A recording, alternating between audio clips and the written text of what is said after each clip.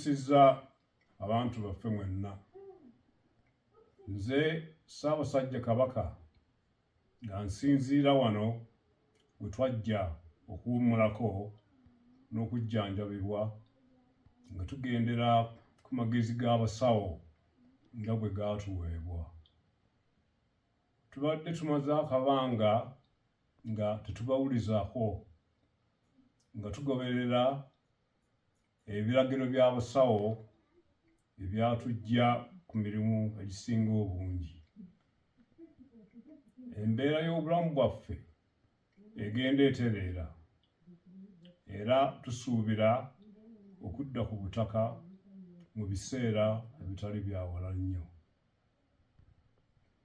Twebaza Katonda atukuumye era n'Obuganda olw'okutusabiranga bulijjo ate n'obutaggwaamu ssuubi wakati mu kusoomoozebwa okw'amaanyi ddala.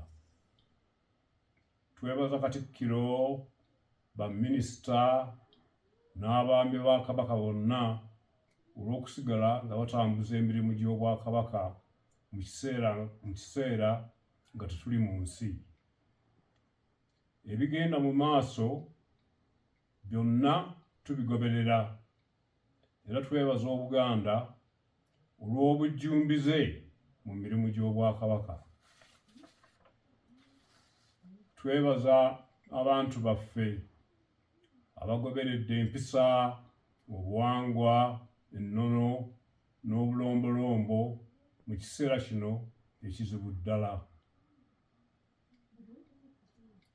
Nga bwe tutera okwogera bulijjo, amaanyi gaffe gali mu kwegatta.